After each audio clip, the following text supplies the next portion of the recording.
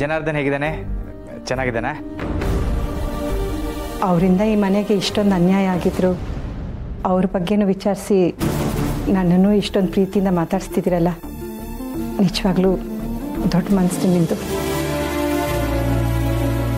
ಜೀವನ ಅಂದಮೇಲೆ ಒಳ್ಳೆಯದು ಕೆಟ್ಟದ್ದು ಎರಡೂ ಇದ್ದೇ ಇರುತ್ತೆ. ನಾವು ಸಮಯದ ಬೊಂಬೆಗಳಷ್ಟೇ. ಕಾಲಕ್ಕೆ ತಕ್ಕ ಹಾಗೆ ನಾವು ನಮ್ಮ ನಿರ್ಧಾರಗಳು ಎಲ್ಲ ಬದಲಾಗ್ತಾ ಇರುತ್ತೆ.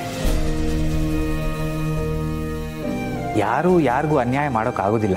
ಎಲ್ಲ ಭಗವಂತನ ಆಟ ಅಷ್ಟೇ.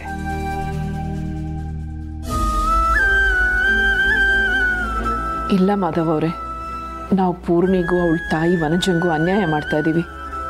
ಸತ್ಯ ಗೊತ್ತಿದ್ದು ತಿಳಿಸ್ದೆ ತುಂಬ ದೊಡ್ಡ ತಪ್ಪು ಮಾಡ್ತಾ ಇದ್ದೀವಿ.